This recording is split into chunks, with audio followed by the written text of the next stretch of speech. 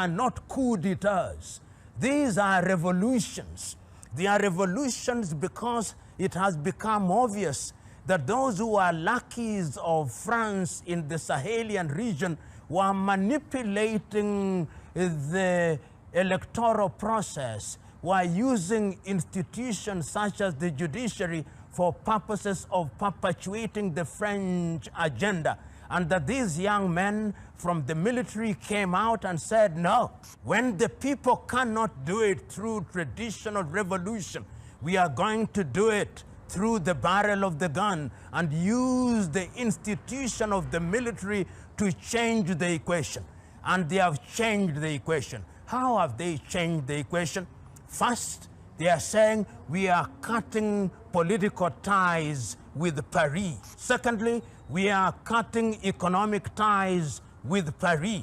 We are getting out of any organization which is led by France. We are cutting off the situation that compels us to use currency that is printed in France.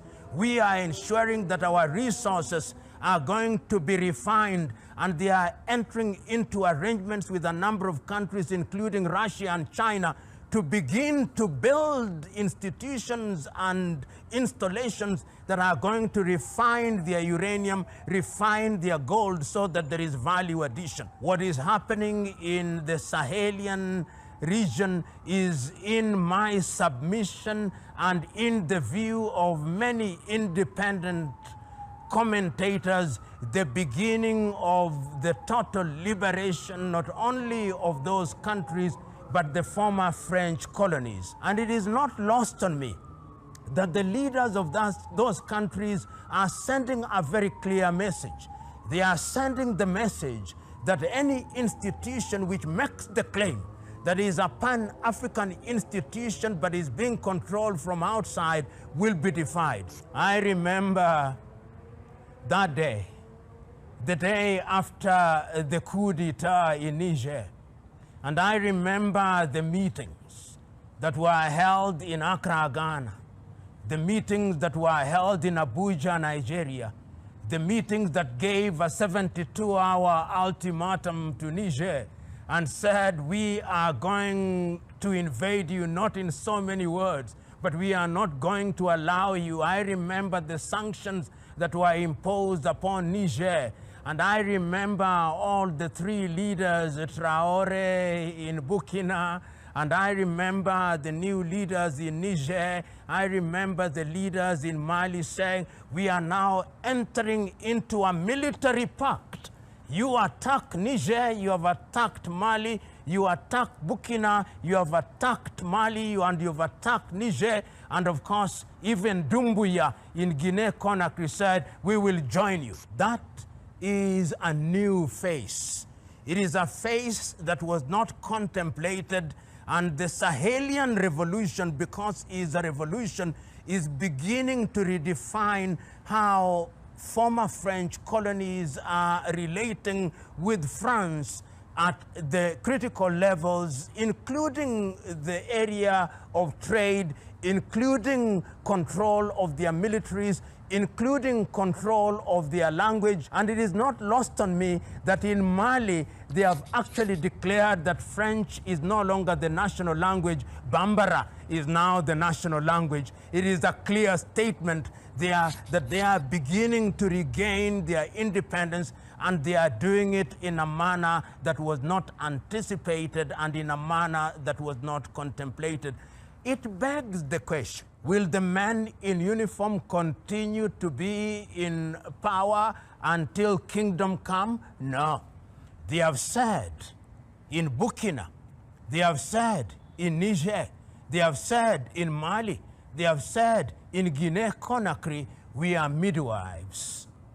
We have come here for a short time to clean up the mess that has been with us. We have come here to clean up the mess that the French have always created. We have come here to ensure that the insurgency, which is sponsored by the French in Burkina Faso, which is sponsored by them in Mali, which is sponsored by them in Niger, which is sponsored by them in Guinea-Conakry, that this insurgency will eliminate it and will introduce a new system of governance which will allow the peoples of our country to participate in their governance without being controlled from Paris. They are saying that we have been puppets for too long. We are now regaining our independence, and this revolution is a revolution which is unique, is a revolution which is being defined and refined by young Africans whose agenda is the spirit of Pan-Africanism. The Sahelian revolution is a revolution which will change the continent of Africa and redefine Africa's relationship with the former colonizers. In order to understand the Sahel, we must go back to the year 1958, when Charles de Gaulle governed France. And when Charles de Gaulle and his administration took the decision that their former colonies would be granted independence, and asked that they vote no or yes. Yes, to mean that you would regain something called independence, but you would remain under France. No, to mean that the French would run away. Only two countries voted no: Algeria under Ahmed Ben Bella and Guinea under Ahmed Sékou Touré. The rest of the countries remained under the tutelage of France and have remained so, controlled politically and economically, including their currency, the CFA Franc. So that recently, in the 21st century, when young men in the military took the decision that they would change things, it was something that shocked the French and shocked the world. Shocked the French because they said, we are now gaining our independence. What we had was not independence. And I listened so very keenly to Doumbouya in Guinea-Conakry. I listened very keenly to Aïta in Niger. I listened very keenly to Traoré in Burkina Faso, and their message was clear. There are those who said within ECOWAS that Mali must not, when we talked about Mali at that time, they said Mali must be expelled from ECOWAS. And they came and they warned that they were going to attack Mali, but the Malians said, no, we are going to protect our newly acquired independence.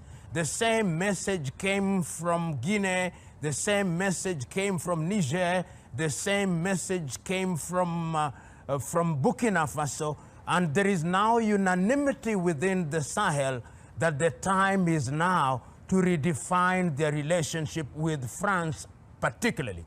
Let us understand why that redefinition of relationship is important. It is important at two levels, at the political level and at the economic level. We start with Burkina Faso. Burkina Faso is a country that was formerly known as Upper Volta. When via a coup d'etat, Thomas Isidore Sankara took power in 1983, he said we must rename our country. And he renamed the country Burkina Faso. And he renamed the people the Burkinabe, the country of upright men. And he said that the time has come that we must be totally liberated from France. France has controlled how we conduct our politics. France has controlled what we sell and what we buy. France controls our money. France controls our everything. And he redefined everything. And within 5 years, we now know that Thomas Sankara and Burkina Faso as a country were liberating themselves and were capable of feeding themselves. He said we must take charge of our gold, we must take charge of our uranium. But within 5 years, in 1987, they had induced Blaise Compaoré to assassinate him. And this is always important to remember. When Isidore Sankara was told that you are going to be assassinated and the possible assassin is Blaise Compaoré, he said, Blaise is my friend. If it is Blaise whom they have hired to kill me, then I will not survive. And he did not survive. France controls the Sahel because of our resources. Then, of course, Niger. Niger is a country that is known for her uranium.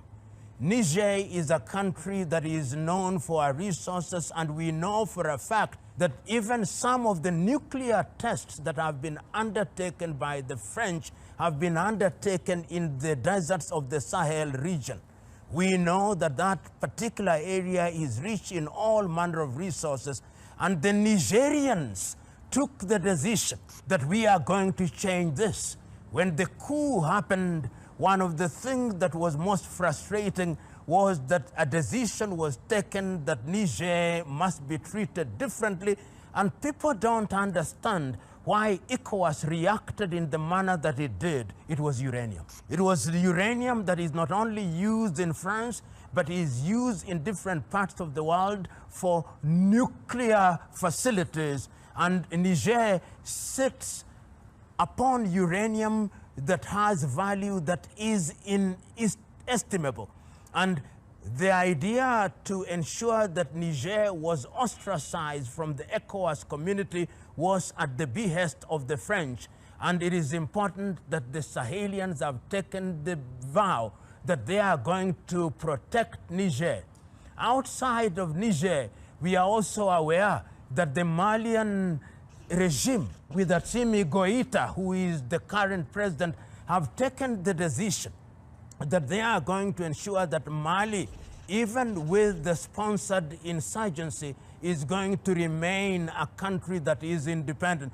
And it is not lost on me that Mali is the home of one of the most important freedom fighters in Africa, Modibo Keïta. So the spirit of Modibo Keïta is now resurgent in Assimi Goïta, and we can see that that particular country is also moving in the direction of ensuring that they are liberated from French domination. And once again, we know that Mali is a country that has a long history with Sundiata Keïta, with Mansa Musa, and the Niger River flows there and supplies oil. And in the areas such as Timbuktu in northern Mali, we know that there are major resources. The same with Guinea-Conakry, which may not be described as being specifically in the Sahel, but is one of the countries that is supporting the activities that are going on in the Sahel to the extent that they are redefining how Europe, particularly France, relates with Africa. Which begs the question, what is new in Sahel? What is happening in the Sahel that is new? Is it a revival of Pan-African spirit? Is it something that is going to change the complexion of that region and by extension change the complexion of the world? Commentators are now saying that while many are quick to characterize the changes in the Sahel as coup d'etats, and therefore against the African Union declaration that Africa will not entertain non-unconstitutional changes of power, Pan-Africanists and those who know how France is operating and has operated say these are not coup d'etats, these are revolutions.